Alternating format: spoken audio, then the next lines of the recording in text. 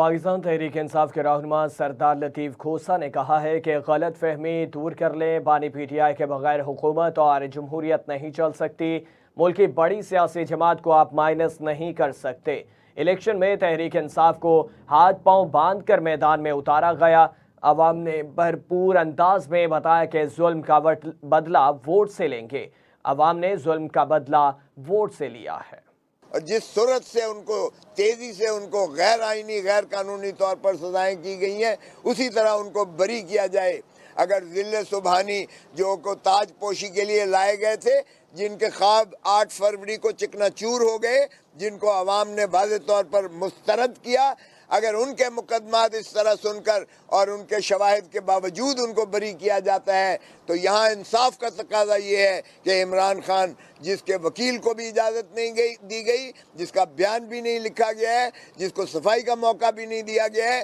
جس کی بحث بھی نہیں سنی گئی ہے وکیلوں کی، اور ایک بلڈوز کر کے جس کو ایک سکسیشن میں 1 ہفتے میں 3 سزائیں دی گئی ہیں، وہ انصاف کے ایوانوں پر ایک کلنک کا ایسا ٹیکا ہے جو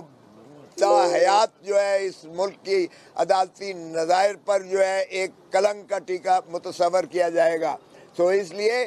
پاکستان کے عوام جنہوں نے ایک دو ٹوک فیصلہ دیا ہے، ان کی خواہشات، ان کی پلس، ان کی نبض، ان کے احساسات، ان کے جذبات کو دیکھتے ہوئے اس کو فی الفور جو ہے کالعدم قرار دے کے عمران خان کو دوبارہ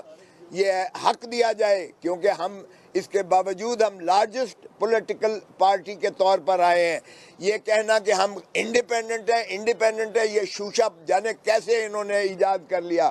ہم نے جتنے کاغذات نامزدگی دیے تھے، ہم نے پی ٹی آئی لکھا تھا اس پر۔ پی ٹی آئی کبھی بین نہیں ہوئی، نہ ہی الیکشن کمیشن یہ بین کر